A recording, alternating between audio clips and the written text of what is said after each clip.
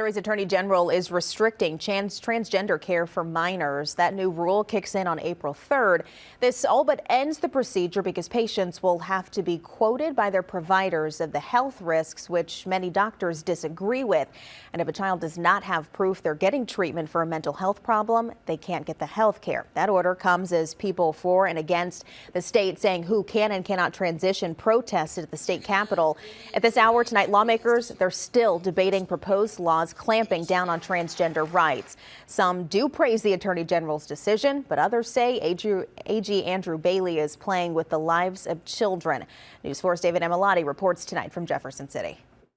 And we are going to make sure that we protect children in Missouri. Hundreds of supporters turning out to back the Missouri Save Adolescents from Experimentation Act.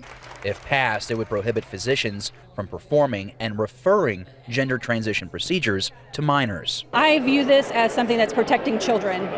Children under 18, I don't believe, have the ability to give informed consent to a procedure that really has lifelong, lasting effects.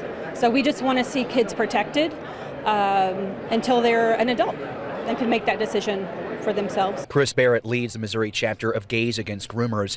He says he has no issue with trans adults, but says children do not understand the long-term consequences. Most of the kids turn them to just be gay kids or bisexual. And to me, that just feels like we're doing some sort of medical conversion therapy on gay people. And so it's hard for me to support something like that when I'm seeing basically an attack on gay youth. Not everyone agrees. Robert Fisher with Promo says, quote, conversations around revoking access to gender-affirming health care for trans kids focuses on an argument that they are too young to make these decisions for themselves.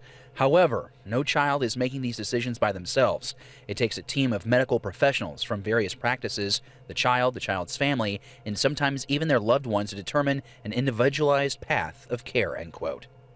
Now, Planned Parenthood of the St. Louis region in southwest Missouri also speaking out about Attorney General Bailey's emergency order. The group's Dr. Colleen McNichols saying, quote, Missouri Attorney General Andrew Bailey's transphobia is an embarrassment to the Show Me State. In Jefferson City, David Emilotti, News 4.